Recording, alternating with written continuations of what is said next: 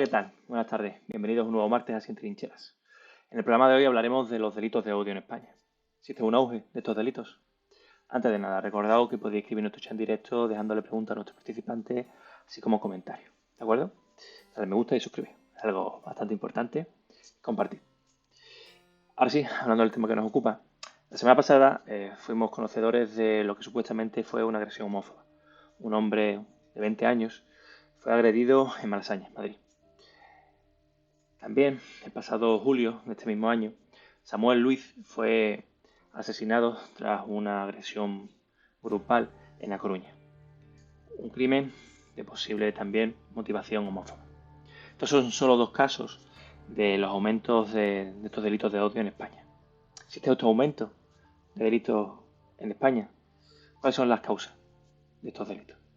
¿Existe un ambiente de impunidad frente a estos delitos? ¿Cuáles son las posibles soluciones? Hablaremos de estas cuestiones y otras muchas en torno a los delitos de odio en España. Pero aquí lo importante es, ¿tú qué piensas? ¿Crees que existe este aumento de delitos en España? ¿Cuáles son sus causas? ¿Es impunidad? Empezamos.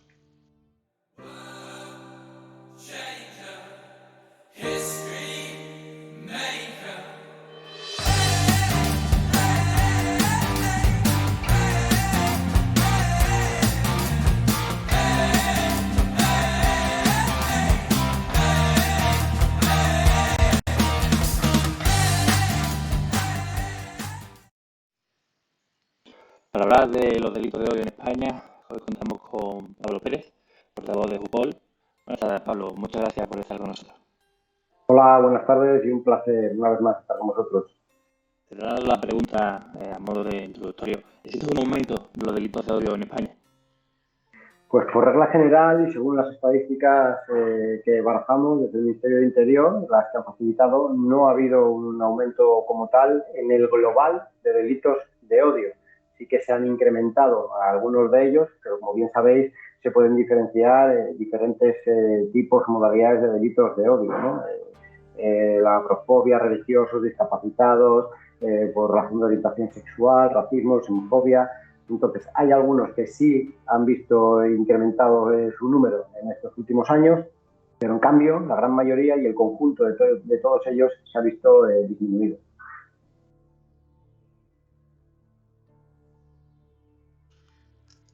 Con Oliver Marcos, activista por los derechos de las personas LGTBI y de las personas con VIH.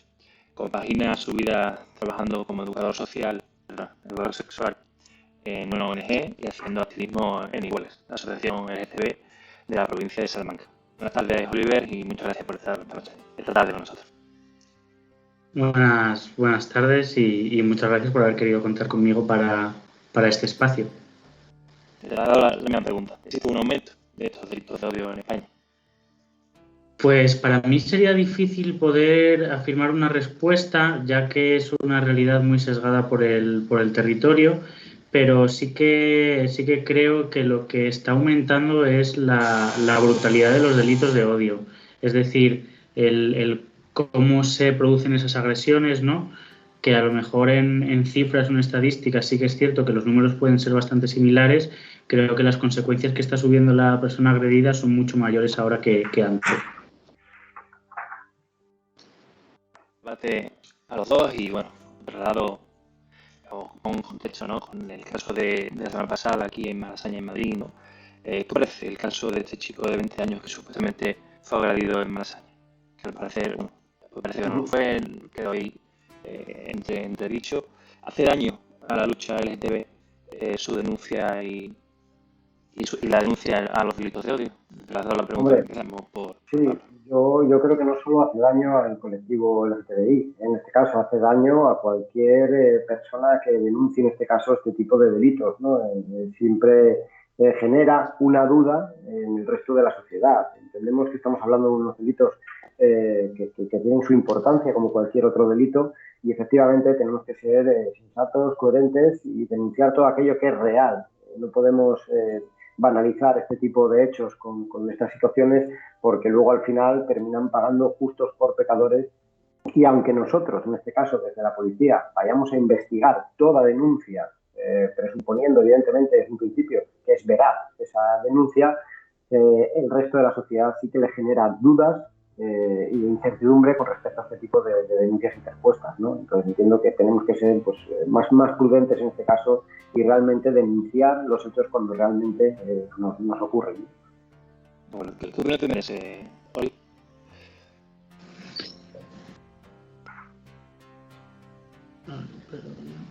Sí que es cierto que hay que condenar cualquier tipo de agresión o de denuncia que no sea cierta, ¿no? Eso está claro, porque al fin y al cabo eso es un golpe muy duro para el activismo LGTB+, sobre todo en estos momentos, ¿no? Posteriores al caso de Samuel. Ha sido un golpe muy duro el haberse hecho tan virulenta una noticia, ¿no? Una agresión, y que luego se haya demostrado que los hechos que se denunciaron inicialmente pues eran falsos. Pero es cierto, y creemos que merece ser dicho, ¿no? Que existen muchas barreras o existen muchas dificultades, muchas trabas, ¿no? Que a veces es muy lento el proceso cuando se denuncia, ¿no? Entonces, muchas veces la denuncia ni siquiera es una opción para la persona que recibe una agresión. Preguntando desde el punto de vista de la policía, ¿no? ¿Cómo se trabaja en ese sentido, ¿no? En hacer, digamos, en acompañar a la víctima en ese trance, ¿no? Que es denunciar, ¿no? Porque no solamente en los delitos de odio, ¿no? En cualquier otro tipo de delito, donde hay también un componente social y tal, hay cierto rechazo a la denuncia, ¿no? ¿Cómo acompañáis en ese camino a la víctima? Bueno, nosotros lo que tratamos es de hacerle lo más fácil y llevadero posible un hecho traumático como el que ha padecido, ¿no? Creemos que no se puede volver a victimizar a una persona que ha sufrido una agresión o es víctima de un delito, como en este caso un delito de odio. Se trata de darle todas las facilidades posibles y orientarle hacia dónde puede dirigir sus acciones, ¿no? Entonces, bueno, en este sentido yo creo que bueno, desde la policía se hacen todas las gestiones necesarias tendentes al esclarecimiento de este hecho delictivo como cualquier otro, ya que debemos de tratar este tipo delictivo como si fuese cualquier otro hecho delictivo, ¿no? No queremos diferenciar por qué unos delitos sean más graves o menos graves. Está claro que todo lo relativo a los delitos contra las personas se entienden que son más graves que todos aquellos delitos pues, contra el patrimonio o contra otras cosas porque afectan directamente a la persona en sí.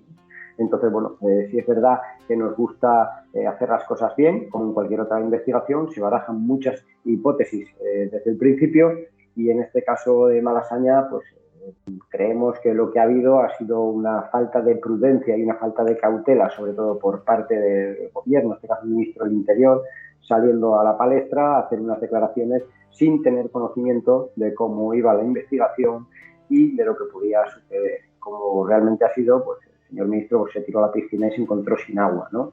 Entonces, lo que pretendemos es que haya mucha prudencia en este tipo de hechos, como en el resto de hechos delictivos, y esperar a que la investigación, lógicamente, se desarrolle y concluya. Una vez concluida la investigación y que sepamos qué es realmente lo que ha ocurrido, manifestarse y hacer esas declaraciones que sean necesarias, pero siempre y cuando la policía ha hecho su trabajo. Bueno, le traslado la pregunta a Oliver. Es que hay cierta sensación por parte de las víctimas, ¿no? De esos delitos de odio, de impunidad, ¿no?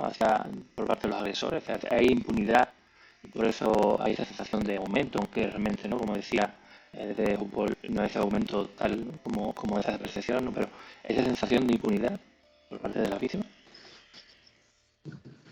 Y además yo diría que en muchos casos porque se juntan varios factores, quiero decir, sí que es cierto que en algunos casos cuando tú vas a una comisaría puedes encontrar barreras por parte de los agentes que te atienden, ¿no? Que esas barreras principalmente suelen ser una falta de credibilidad, ¿no? De esto seguro que no ha sido así, intentando restar importancia. Pero en otros casos no, en otros casos se tramita la denuncia sin ningún tipo de problema.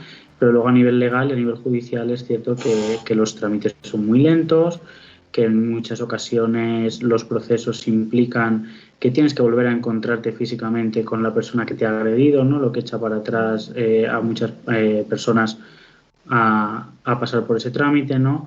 O a que realmente, pues bueno, no sienten que ese tipo de actos o situaciones a nivel social con esas pequeñas acciones, ¿no? Como puede ser el hecho de denunciar, desaparezcan. Es decir, puede que yo en este momento pueda recibir una compensación del tipo que sea, pero esto sigue ocurriendo porque realmente el proceso es tan largo que la mayoría de la gente cae por el camino. Y ya digo que esto en muchas ocasiones se debe al escaso respaldo que existe para muchas agresiones, ¿no? Sean del tipo que sea, como bien comentaba el compañero, ¿no? Ya sean por tema racial, religioso, político, etcétera, para las personas y los largos trámites que tenemos que soportar.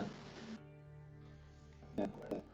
Le quería preguntar, no sé, bueno, empezaré con Pablo, que es que el problema de la intolerancia, ¿no? Porque al final los delitos de odio son intolerancia, ¿no? Al diferente, ya sea religión, condición sexual u otra, ¿no? Son, digamos, conscientes los jóvenes, es decir, hay un declive en la sensación de esta problemática o no, o es la misma que hasta ahora.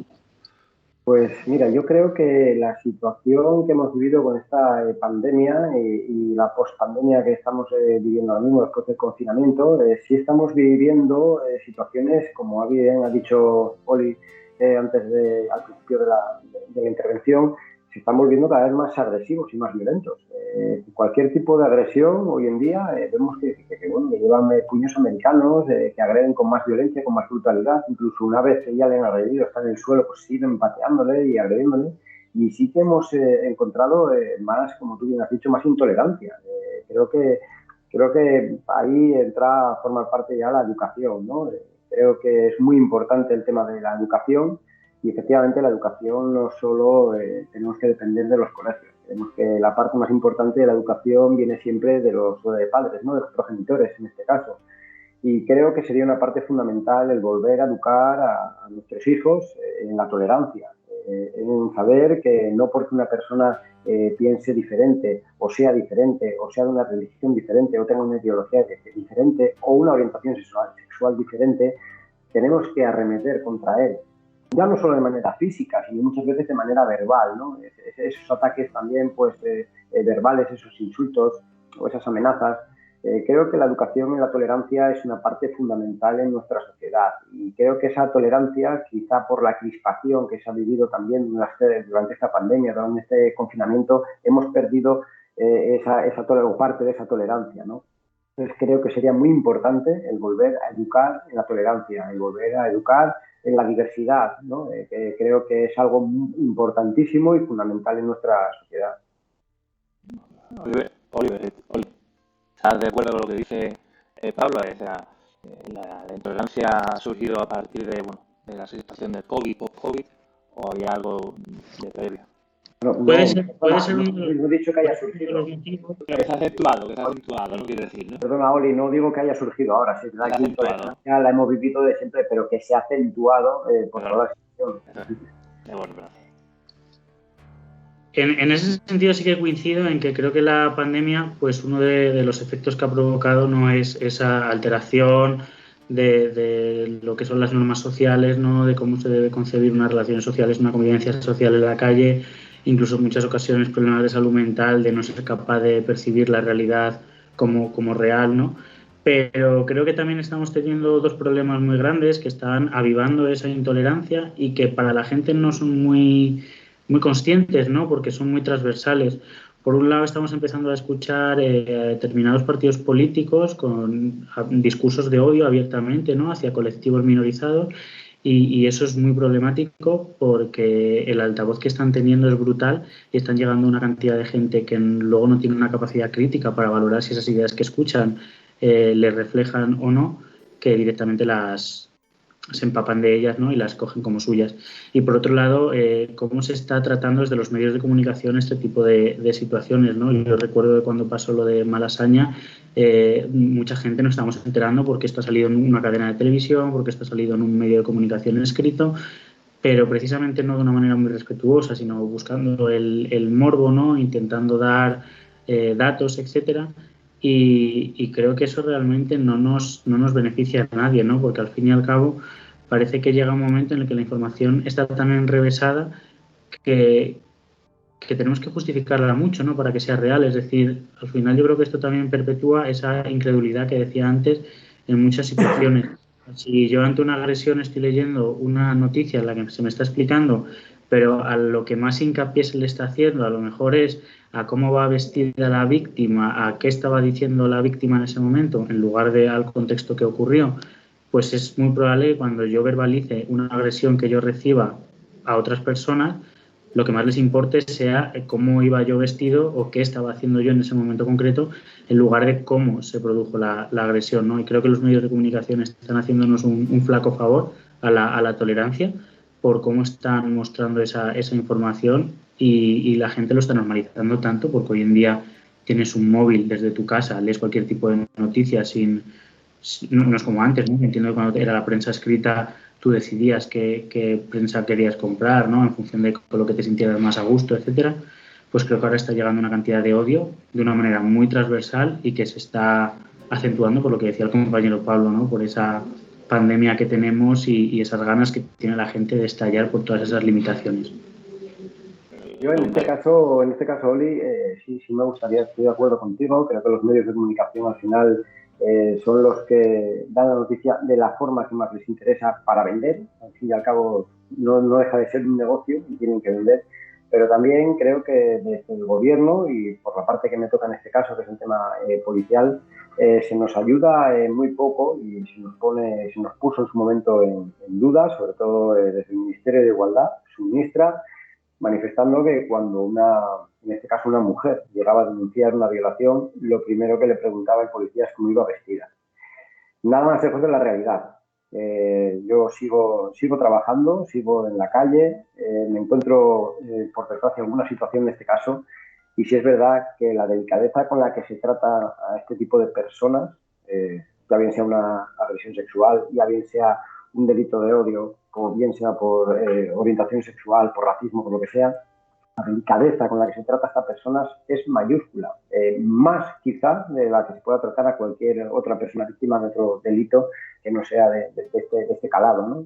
Entonces, creo que ya no solo los medios de comunicación, sino los propios partidos políticos, como bien has dicho, utilizan este tipo de delitos a nivel partidista, ¿no? Todos quieren sacar un beneficio de esto y creo que lo que hay que trabajar es por el beneficio de las víctimas, no por un beneficio político ni sacar un rédito político utilizando este tipo de hechos. Eso es lo fundamental. Creemos que no se pueden politizar ni los delitos de odio ni ningún otro tipo de delitos en este caso, ¿no? Y creo que es una parte también muy importante que los políticos deberían de tomar nota y dejar de utilizarlo partidistamente.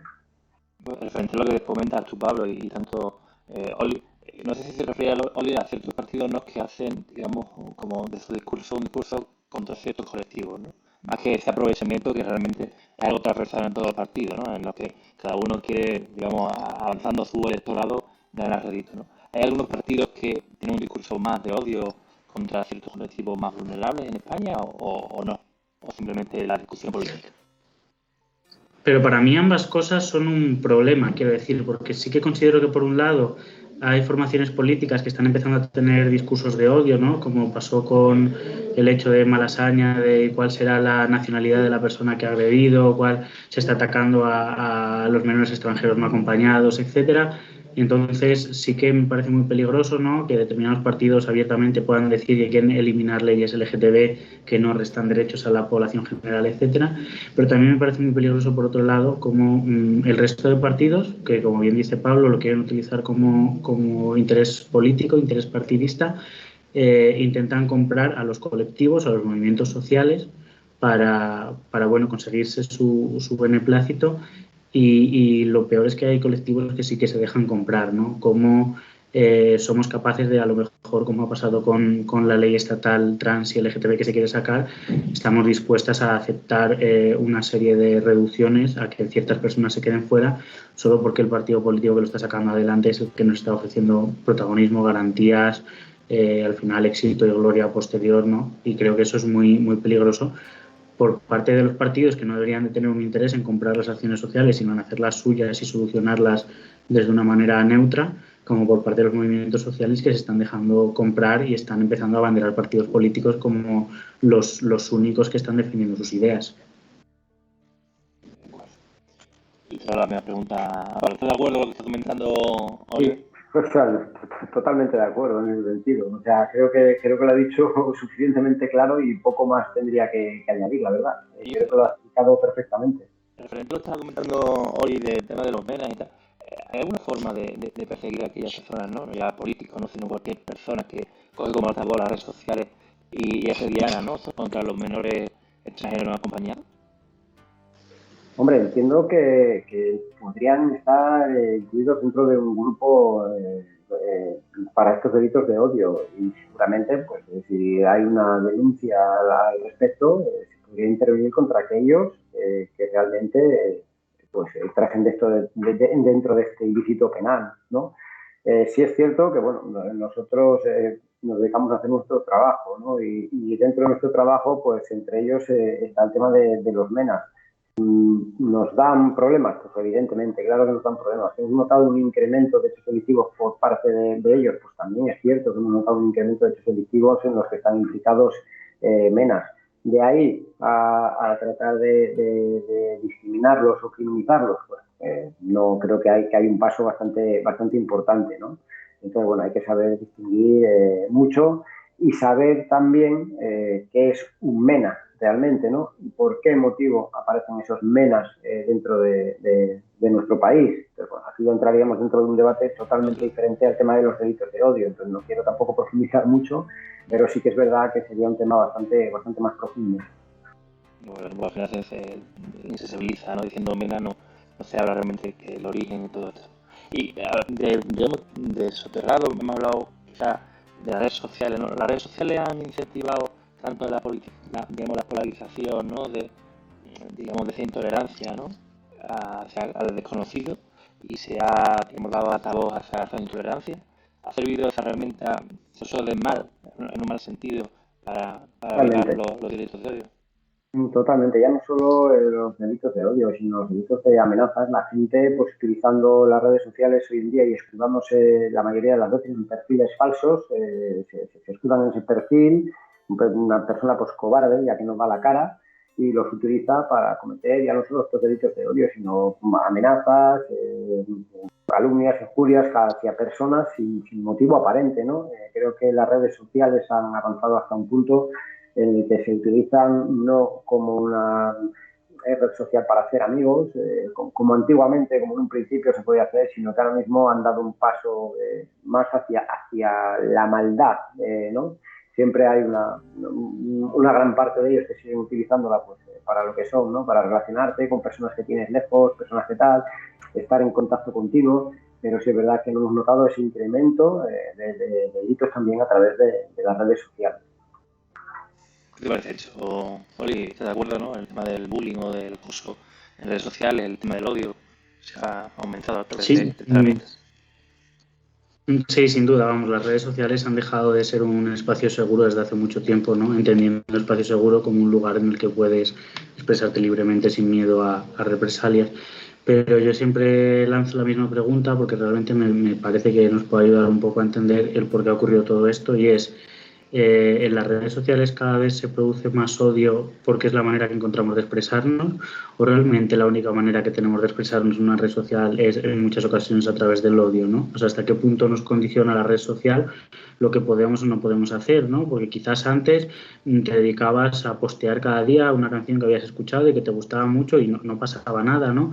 Pero ahora parece que si no viralizas noticias, que si no confrontas con personas, que si no bloqueas a perfiles, ya no tienes tu espacio dentro de esa red, ¿no? Entonces, para muchas personas, yo creo que es que ni siquiera es una elección el hecho de confrontar o tener situaciones más o pensamientos más extremistas, sino que es la única manera en la que les permiten socializar a través de esos contextos. Y eso me parece muy alarmante, ¿no? El que ahora incluso haya gente que se dedique a crear cuentas falsas, ¿no? Para poder boicotear, bloquear, acosar, etcétera. Me parece que deberíamos de darle una vuelta a qué nos están aportando las redes sociales, a si están perpetuando los modelos de relaciones sociales que realmente nos gustaría o si estamos viéndonos obligadas a relacionar de una manera que además para muchísima gente ni siquiera es cómoda, ¿no? Pero la alternativa sería no tener interacciones sociales. Entonces, por haber nacido con un móvil bajo el brazo, la opción de no tener una interacción social a través de una pantalla ni siquiera se concibe.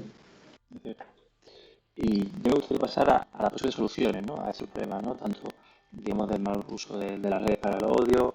¿Qué soluciones hay a este, digamos, incremento, sensación de impunidad a los delitos de odio, ¿no? Que por parte del Estado, por parte de las instituciones, por parte de asociaciones, ¿qué diría? Empezamos con Pablo. Bueno, yo creo que el tema del control de las redes sociales es complicado en este caso, ¿no? Nosotros trabajamos, nuestros compañeros que se dedican a los delitos tecnológicos trabajan a diario para tratar de localizar a todas estas personas que cometen estos ilícitos a través de las redes sociales, además con muy buenos resultados, puedo decir. El trabajo es fabuloso y espectacular. Y creo que la solución, lo he dicho al principio de la intervención, creo que la solución está en la educación y en la tolerancia. Creo que es la parte fundamental. Yo también soy padre y evidentemente estoy tratando de educar a mis hijas en ese sentido, en la tolerancia, en la no discriminación por ningún tipo de motivo. Cada uno puede pensar de una forma diferente y no por ese hecho tenemos ni que arremeter contra él, ni que agredirle, ni que insultarle, ni que discriminarle en ese sentido, ¿no? Entonces creo que la parte fundamental para tratar de acabar por todos los lados con este tipo de delitos de odio es la educación. Creo que es la parte fundamental y la parte principal para ello. En mi caso creo que son muchos los factores que deberían de intervenir. Por parte del Estado sí que creo que lo que deberían es de crear una estructura judicial que fuese mucho más ágil a la hora de actualizarse, ¿no? Porque estamos viendo que las categorías jurídicas o lo que es un delito de odio, los colectivos más desfavorecidos, son como muy rápidos en el tiempo, ¿no? Se van sucediendo unos tras otros. Yo creo que la educación es la base de todo. Creo que sin la educación esto no sería posible, pero una educación en muchos valores transversales, ¿no?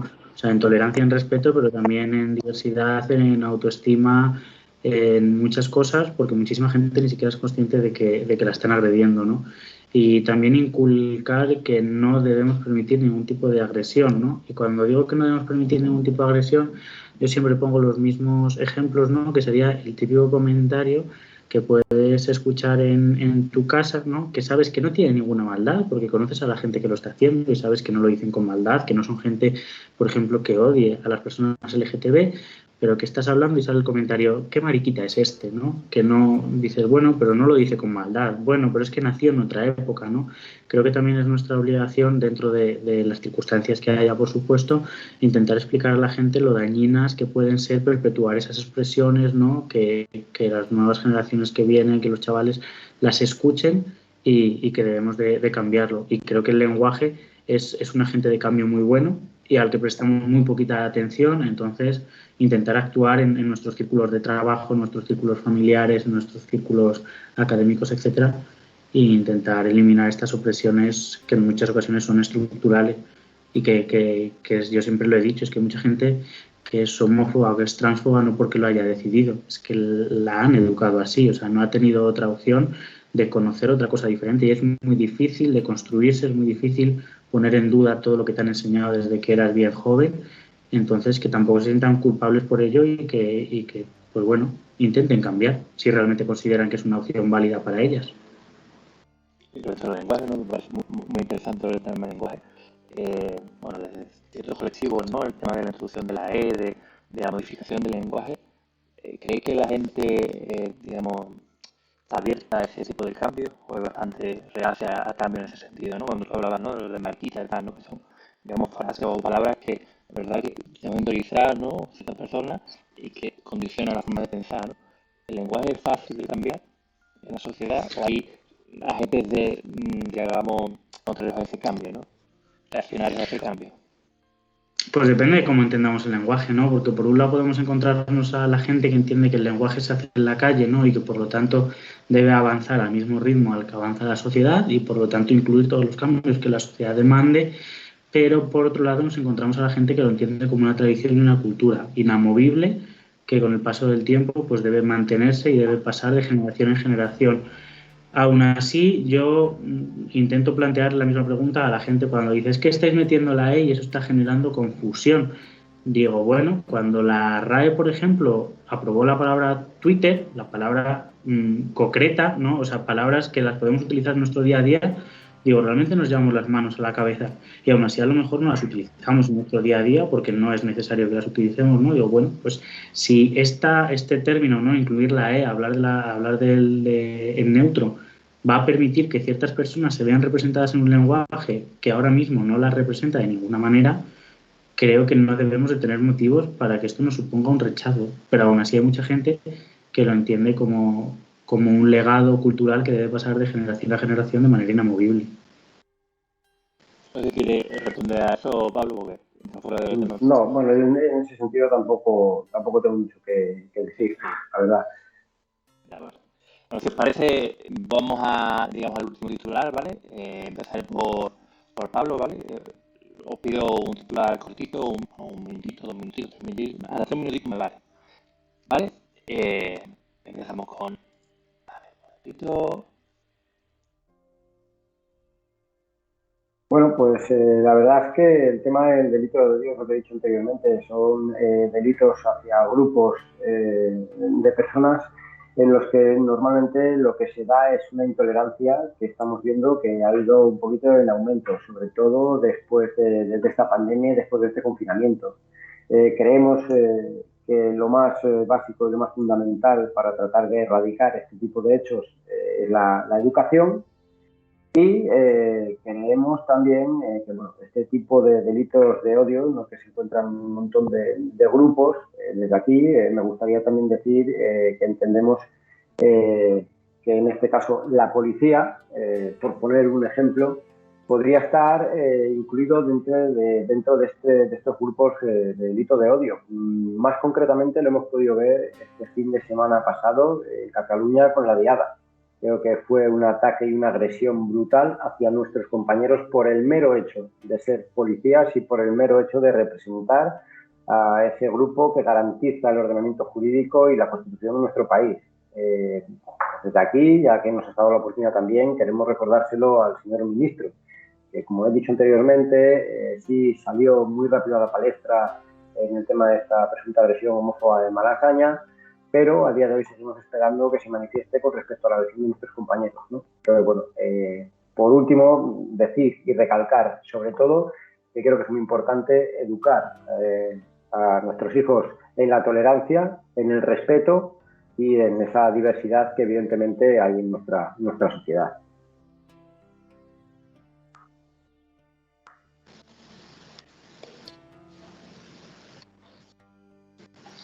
Por mi parte, sobre todo, dejar claro que los delitos de odio siguen existiendo, sean en mayor o en menor medida, que es nuestra obligación social y cívica combatirlos y conseguir que dejen de ocurrir, que el cambio comienza en la educación, por lo tanto, debemos de promover una educación pública, diversa, de calidad y que pueda llegar a todas las personas, independientemente del contexto en el que se muevan, y condenamos cualquier tipo de propuesta que lo que intente sea limitar el acceso a la educación, como bien es el PIN parental en muchos lugares del territorio.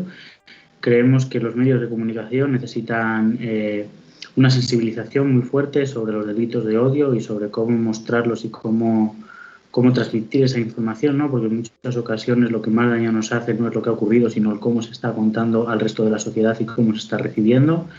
Y, por supuesto, pedir a todas las administraciones que se vuelquen en esto, que detrás de esas cifras que muchas veces se muestran hay personas con sus historias que no merecen que su vida, solo por el hecho de ser diversa, sea una continua explicación, sino que merecen poder vivir en las mismas circunstancias que cualquier otra persona, y que, por favor, las redes sociales no se conviertan en la excusa perfecta para no salir a la calle, que la gente no se conforme con poner un tuit cuando hay una agresión, sino que, por favor, esto lo llevamos en nuestro día a día, lo intentemos cambiar a través de pequeñas acciones, y probablemente de esa manera conseguiremos el día de mañana tener un país mucho más diverso y mucho más tolerante con la diversidad. Oliver. Bueno, muchas gracias a todos por el debate y esperemos, ¿no?, lo que dice Oliver, ¿no?, que consigamos un país tolerante, ¿no?, y que estos delitos de odio no tengan que sufrirlo nuestros hijos, ¿no?, que es más importante. Efectivamente. Muchas gracias a los dos, espero que os haya gustado el debate y emplazo a otro debate de corte similar. Bueno, muchas gracias y hasta la próxima. Muchas gracias. Saludos. Saludos, hasta luego. Bueno, lo dejamos aquí. Muchas gracias por seguirnos hasta el final. Darle a me gusta y suscribiros al canal. Es algo bastante importante. También sabéis que estamos en redes sociales, en todas las redes sociales donde subimos contenido a diario, sin trincheras. Y también sabéis que podéis escribirnos en comentarios lo que os ha parecido el debate, qué queréis que traigamos como debate en el futuro, a quién queréis que traigamos en el futuro a debate, qué colaboradores queréis que traigamos. Y también recordad que el próximo martes venimos con otro debate sobre comer carne, un derecho o una condena a nuestro planeta. Así que os esperamos el próximo martes. Salud y hasta el próximo programa.